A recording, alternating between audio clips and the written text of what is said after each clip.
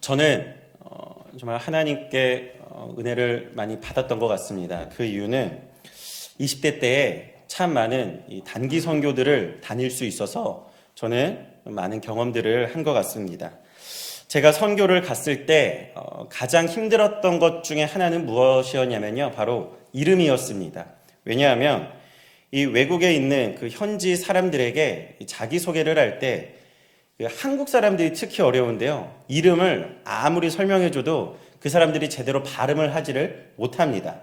그리고 특히 제 이름은요 더 어려웠습니다. 왜냐하면 이 영렬이라는 발음을요 현지인들은 잘 못했었습니다. 그래서 제가 영렬이라고 말하면 영여 막 이러면서 굉장히 이상하게 발음하고 또 자기들끼리 키득키득 웃으면서 그래서 어느 순간부터인가 제가 선교를 나가면요 저는 이제 영어 이름을 쓰기를 시작했습니다.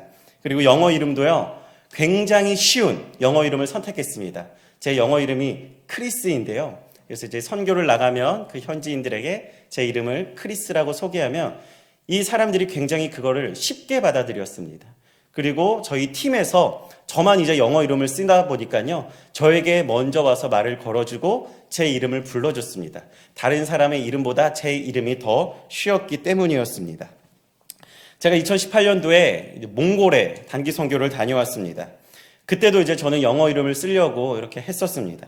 그런데 현지 목사님께서요, 저희 팀원들의 이름을 몽골 현지어 그 단어들로 저희의 이름을 만들어 주셨습니다. 그 이유는 그 몽골 현지 사람들이 저희와 조금이라도 더 가깝고 친하게 지내기 위해서 몽골 이름을 만들어 주셨습니다. 제 몽골 현지 이름이 무엇이었냐면 잉쿠시라는 말이었습니다. 잉쿠시. 처음에는 그게 무슨 말인지 몰랐습니다. 그런데 제가 그 현지 사람들에게 저의 이름은 잉쿠시입니다 라고 말하면 그 현지 사람들이 이러면서 굉장히 쉽게 제 이름을 이해하는 거였습니다. 그래서 이제 나중에 그 현지 목사님께 물어봤죠. 저희의 이름의 뜻이 무엇인가요? 하니까 그 현지 목사님이 몽골 현지 사람들이 이해하기 쉽게 그 사람의 특징적인 단어를 제가 이름으로 지어주었습니다 라고 했습니다. 그래서 그러면 이 잉쿠시라는 이름의 뜻은 무엇인가요? 라고 말하니까 그분이 이렇게 말씀해 주셨습니다. 아담한, 작은, 조그만 이런 뜻입니다 라고 말했습니다.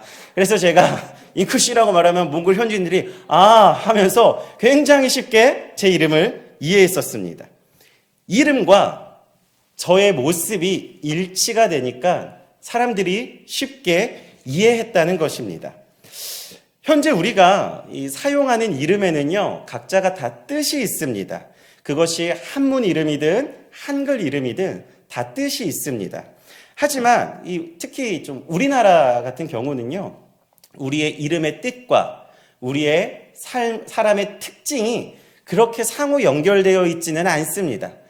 그 사람은 사람대로, 이름은 이름대로 불려집니다.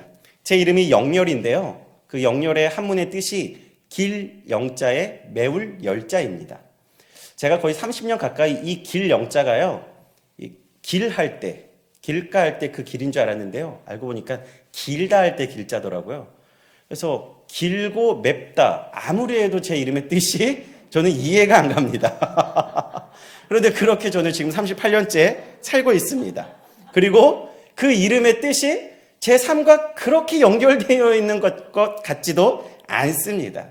우리나라 대부분의 이름들, 또 외국의 사람들의 이름들 대부분이 그럴 겁니다. 이름과 그 사람의 삶이 연결되어 있지 않다는 것이죠. 하지만 성경에서 나오는 이름은 조금 다릅니다. 성경에서 나오는 이름은요, 그 이름의 뜻과 그 사람의 특징이 연결되어져 있습니다. 여러분 창세기 2장을 보면요 하나님께서 최초의 사람을 만드셨습니다. 아담이죠. 이 아담의 이름의 뜻이 무엇이냐면요 굉장히 단순합니다. 사람이라는 뜻입니다. 그래서 그 아담은 최초의 사람으로서 살았다는 것입니다. 이름과 그 사람의 특징이 연결되어지는 것이죠. 창세기 12장에 보면 믿음의 조상이라고 말하는 아브라함이 나옵니다. 12장에서 아브라함의 이름은 아브람이었습니다. 그 이름의 뜻은 고귀한 아버지였습니다. 그런데 17장에서 하나님은 언약을 통해서 아브라함의 이름을 아브라함으로 바꿔주셨습니다. 아브라함의 이름의 뜻은 무엇인가? 민족의 아버지라는 뜻을 가지고 있습니다. 민족의 아버지. 그 이름대로 하나님께서는요, 아브라함을 통해서 큰 민족을 이루셨습니다. 아브라함이라는 그 이름과 그 아브라함의 삶이 일치한 것이었습니다. 이처럼 성경을 볼 때에요, 우리는 이름이라는 것을 굉장히 중요하게 생각하며 그 의미를 찾는 것이 우리에게 매우 유익합니다. 그런데 오늘 본문 말씀을 보면요, 예수님께서 이렇게 기도하십니다. 이름이 거룩히 여김을 받으시오며 라고 말합니다. 여기서 예수님이 말하는 이름은 누구의 이름일까요? 바로 하나님의 이름입니다. 하나님의 이름이 거룩히 여김을 받으시오며, 이 말은 무엇이냐면요, 우리 하나님도 이름이 있다는 겁니다. 하나님도 이름이 있다. 우리는 그냥 하나님 하고 살아왔지만 그 하나님께서도 이름이 있다는 것입니다. 우리 한번 출애굽기 20장 7절의 말씀을 읽어보겠습니다. 우리 같이 읽겠습니다. 시작. 너는 내 하나님 여호와의 이름을 망령되게 부르지 말라라고 말합니다. 무엇을요? 너는 내 하나님 여호와의 이름을 망령되이 여기지 말라고 말씀하십니다. 우리 계속해서 시편 8편의 말씀도 한번 보고 싶은데요. 우리 시편 8편 1절의 말씀 읽어보겠습니다. 시작. 여호와 우리 주여, 주의 이름이 온 땅에 어찌 그리 아름다운지요라고 말합니다. 여호와 우리 주여, 주의 이름이 온 땅에 어찌 그리 아름다운지요. 하나님의 이름에 대해서 이야기하고 있습니다. 이 밖에도 하나님의 이름에 대한 언급은 성경에 굉장히 많습니다. 그리고 하나님의 이름이 있다는 것은요, 다른 성경의 이름과 마찬가지로 하나님의 이름에도 뜻이 있다는 것입니다. 그런데 성경의 여러 이름들 중에서요, 그 이름들이 다 중요하지만 하나님의 이름은 우리에게 더욱더 중요합니다. 그 이유는 하나님께서는요, 그 하나님의 이름을 통해서 우리에게 하나님이 어떠한 분이신지 우리에게 알려주셨기 때문입니다. 조금 더 어려운 말로 쓰면요, 우리에게 계시하셨기 때문입니다. 하나님이 우리에게 어떠한 분이신지 계시하셨다는 겁니다. 제가 지금 주머니에서 뭘 하나 꺼냈습니다. 안 보이시죠? 여기에 뭐가 들었을까요? 아마 여러분들이 추측은 하실 수 있으실 겁니다. 뭐가 들었을 거라고 추측은 할 수 있는데, 제가 이거를 알려주지 않으면 여러분들은 이것들을 정확히 알 수가 없습니다. 근데 제가 알려주지 않고 이렇게 넣으면 굉장히 나쁜 사람이죠. 여기 뭐가 들어있냐면 사탕이 들어있습니다. 자, 여러분, 이게 계시입니다. 뭐냐면요, 감추어졌던 것을 밝히 보여주는 것, 이것이 계시입니다. 그래서 하나님이 성경을 통해서 하나님을 계시하셨다는 말은 무엇이냐면요, 우리는요, 인간은요, 하나님을 알 수가 없습니다. 감히 하나님을 알 수 없어요. 하나님이 어떠한 분인지 알 수 없습니다. 그냥 추측할 뿐입니다. 아, 하나님은 이러한 분일 거야, 하나님은 이러한 분일 거야 라고 추측은 할 수 있지만 정확히 알 수 없다는 거죠. 하지만 하나님께서 인간으로 하여금 하나님을 알 수 있도록 계시하셨습니다. 어떻게요? 성경을 통해서, 또한 그 성경 속에서 무엇을 통해서? 하나님의 이름을 통해서 우리로 하여금, 인간으로 하여금 하나님이 어떠한 분인지 알려주셨다는 겁니다. 이것이 계시라는 것이죠. 하나님의 자기 계시입니다. 하나님이 어떠한 분인지 우리에게 밝히 보여주셨다. 그래서요, 우리는 하나님의 이름을 통해서 하나님이 누구인지 알 수 있다는 것입니다. 자, 그렇다면 성경에 나오는 하나님의 이름은 무엇이며, 그 하나님의 이름의 뜻은 또 무엇이고, 그리고 하나님의 이름이 어떠한 이름이길래 예수님께서 오늘 기도하시기를 하나님의 이름이 거룩히 여김을 받으시오며라고 기도하는 것일까요? 먼저 성경을 보면요, 하나님의 이름이 하나만 나오는 게 아니라 여러 개 나옵니다. 구약 성경을 보면요, 하나님의 이름이 총 7가지의 이름이 나오고요, 신약 성경을 보면 하나님의 이름이 3가지가 나옵니다. 저는 전 시간을 통하여서 신약 성경에 나오는 하나님의 이름에 대해서 한번 말씀드렸습니다. 3개였죠. 테오스, 하나님이란 뜻, 퀴리오스, 주인이라는 뜻, 파테르, 아버지라는 뜻을 갖고 있다고 말씀드렸습니다. 그리고 구약 성경에서 나오는 하나님의 이름 7가지에 대해서 저는 오늘 이야기를 드릴 텐데요. 제가 이 7가지를 다 하나씩 설명하면 참 좋을 텐데 그렇게 되면 이제 신학교 수업이 되어집니다. 그래서 이제 대표적인 이름만 제가 좀 말씀드리려고 합니다. 먼저 하나님의 이름의 첫 번째는 무엇이냐면 우리가 가장 많이 쓰는 하나님이라는 이름입니다. 우리 한번 창세기 1장 1절의 말씀을 같이 보도록 하겠습니다. 읽겠습니다. 시작. 태초에 하나님이 천지를 창조하시니라. 아멘. 자, 태초에 하나님이라고 말합니다. 하나님. 이것이 하나님의 이름인데요. 이 하나님의 이름이 성경 원어로 어떻게 쓰여졌냐면 엘로힘이라는 단어로 쓰여져 있습니다. 그 중에서도 중요한 것은 첫 번째 단어 엘입니다. 엘. 성경에서 엘이라는 이름이 나오면요, 하나님과 연관이 되어져 있습니다. 왜? 그것이 하나님의 이름이기 때문에. 그래서 엘이라는 이름이 하나님이라는 이름이고요. 엘로힘 이러면 복수라는 것으로서 복수로 사용하는 건데요. 이것은 하나님의 장엄함을 표현하는 이름입니다. 그리고 이 엘로힘이라는 것은 어떤 뜻을 가지고 있냐면 전능한, 위대한, 혹은 강하고 힘이 있다, 혹은 두려움의 대상이다라는 이러한 이름의 뜻을 가지고 있습니다. 그래서 우리가 창세기 1장에서 태초에 하나님이 천지를 창조하시느니라 라고 말했을 때 하나님의 이름의 뜻은 무엇이냐? 하나님은 전능하시고 위대하시고 강함이 있다는 그런 뜻을 가지고 있습니다. 그래서 우리가 이 하나님이라는 이름이 나오면요, 무엇을 가장 먼저 생각해야 하냐면 바로 전능하시다, 강하시다라는 그 의미를 우리는 먼저 생각해야 됩니다. 그리고 이 엘이라는 단어에서요, 또 하나의 이름이 나오는데 그것은 엘욘이라는 이름입니다. 우리 창세기 14장 19절의 말씀을 한번 같이 보겠습니다. 읽겠습니다. 시작. 그가 아브라함에게 축복하여 이르되 천지의 주제이시오 지극히 높으신 하나님이여 아브라함에게 복을 주옵소서. 아멘. 여러분, 이 엘론이라는 이름은요, 사실 어디에서 많이 나오냐면 시편에서 많이 나옵니다. 여기 보시면 이렇게 말합니다. 지극히 높으신 하나님이라고 말합니다. 지극히 높다, 이것이 하나님의 이름의 뜻입니다. 지극히 높다. 물론 한글 성경에서는요, 모두가 다 하나님이라는 이름으로 표현이 되어 있는데요, 성경 원어를 보면 여기서는 엘로힘이 아니라 엘론으로 쓰여져 있다는 거죠. 지극히 높으신 하나님, 이것이 하나님의 이름입니다. 그리고 이제 성경에서 또 대표적으로 사용되는 하나님의 이름이 있는데 그것은 우리도 많이 사용하는 여호와라는 이름입니다. 우리 창세기 2장 4절의 말씀을 우리 같이 보겠습니다. 읽겠습니다. 시작. 이것이 천지가 창조될 때 하늘과 땅의 내력이니 여호와 하나님이 땅과 하늘을 만드시던 날에. 아멘. 여기서 말합니다. 여호와 하나님. 여러분, 아까 하나님이란 단어는 무슨 단어라고 했죠? 엘로힘이라는 단어였습니다. 그리고 여기서 여호와라고 말하는 이 이름은요, 이렇게 말합니다. 아도나이라고 말합니다. 아도나이. 그런데 이 아도나이라는 말은요, 이스라엘에게 조금 특별한 단어입니다. 왜냐하면 이 아도나이라는 말은요, 글자와 말하는 발음이 다르기 때문입니다. 우리 레위기 24장 16절의 말씀을 한번 보겠습니다. 우리 같이 읽겠습니다. 시작. 여호와의 이름을 모독하면 그를 반드시 죽일지니 온 회중이 돌로 그를 칠 것이니라.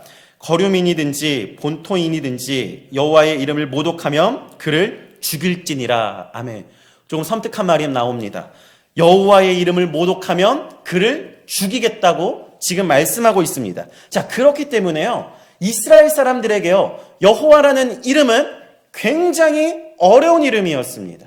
굉장히 무거운 이름이었습니다. 왜냐? 여호와라는 이름을 잘못 말하면 어떻게 되니까요? 죽게 되기 때문입니다. 그래서 이스라엘 사람들은 당시에요, 여호와라는 이름을 감히 말할 수가 없었습니다. 여호와라는 이름을 무서워서 말은 못하겠고, 하지만 우리가 성경을 읽을 때 여호와라는 이름은 말해야 됩니다. 그러니까 어떻게 말했느냐?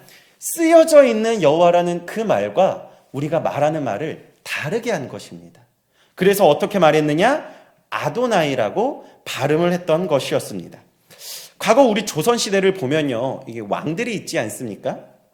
그냥 우리는 뭐 태정태세, 문단세 이렇게 하면서 왕들의 이름을 외우는데 조선시대에도 똑같았죠. 당시 왕의 이름을 부를 수가 없었습니다. 우리는 흔히 세종대왕, 세종대왕 이러는데 그 세종시대 때, 세종대왕 시대 때 왕의 이름을 감히 부를 수 없었습니다. 세종의 이름이 이도입니다. 하지만 그 이름을 불렀다가는 어떻게 될까요? 잡혀가죠. 잡혀가서 아마 죽임을 당할 것입니다. 그래서 당시의 사람들은 왕의 이름을 어떻게 불렀느냐? 우리가 잘 아는 전하, 주상, 임금 이런 식으로 이름을 부른 게 아니라 호칭을 썼던 것이었습니다. 분명 왕의 이름은 있지만 감히 왕의 이름을 부를 수 없었던 것이었죠. 하나님의 이름도 마찬가지입니다.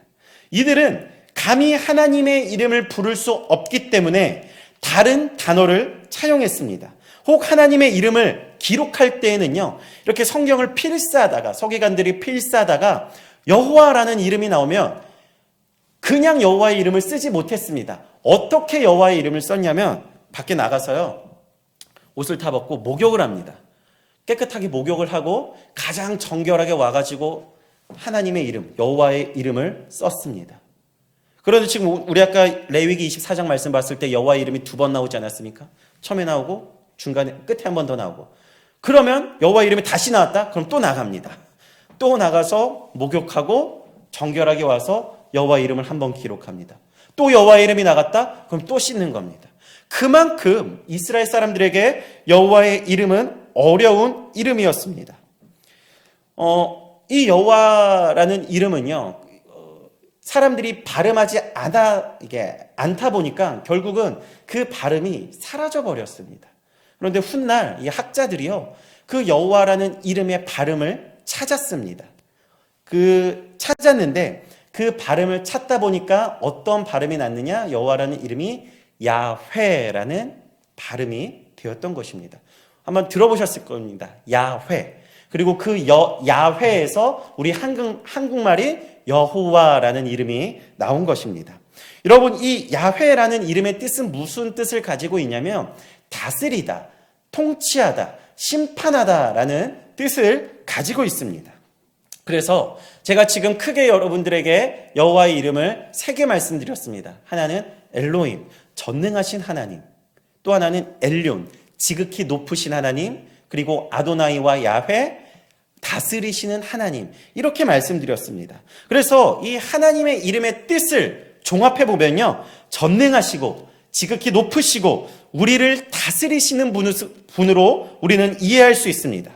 하나님께서는 이러한 하나님의 이름을 통해서 우리에게 하나님이 어떠한 분인지 계시하신 것입니다. 이러한 하나님의 이름에 대하여서 오늘 예수님 어떻게 기도하십니까?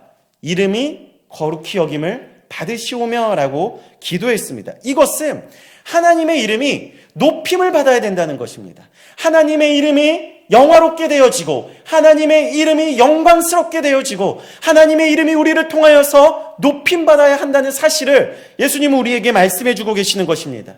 그리고 이것이 매우 중요한 사실이기 때문에 예수님께서는 주기도문의 그 청원 중에서도 가장 첫 번째 기도의 제목으로서 이름이 거룩히 여김을 받으시오며 라고 기도하셨던 것이었습니다. 우리는 하나님의 이름을 높여야 될 줄로 믿습니다. 왜냐하면 하나님의 이름 그 자체가 그러한 이름이기 때문입니다. 그렇기 때문에 우리는 하나님의 이름을 높이고 하나님의 이름을 찬양하는 것입니다. 그리고 분명 우리 기도 속에는 무엇이 있어야 되는가? 바로 하나님의 이름을 높이는 기도가 있어야 된다는 것입니다. 나아가 우리의 삶이 하나님을 높이는 삶이 되어야 합니다. 우리에게는요, 여러 가지 수식어가 붙습니다. 그 중에 어떤 수식어들이 있냐면요, 이런 수식어들이 있죠. 우리는 하나님의 사람입니다. 우리는 하나님의 백성입니다. 우리는 하나님의 자녀입니다. 라는 수식어가 붙습니다. 여러분, 이러한 수식어가 붙는다는 것은 무엇이냐? 우리가 하나님의 사람으로서, 하나님의 백성으로서, 하나님의 자녀로서 그 이름에 걸맞는 삶을 살아야 한다는 것입니다. 그렇다면 하나님의 자녀는 어떻게 살아야 되는가? 그 높임을 받으시기에 합당하신 그 하나님의 이름을 높이면서 살아야 한다는 것입니다. 여러분, 우리 장로교가요, 여러 가지 신조라는 것이 있습니다. 제가 여러 번 말씀드렸는데요. 우리가 아는 대표적인 신조는 사도신경이죠. 사도들의 신앙 고백이 있습니다.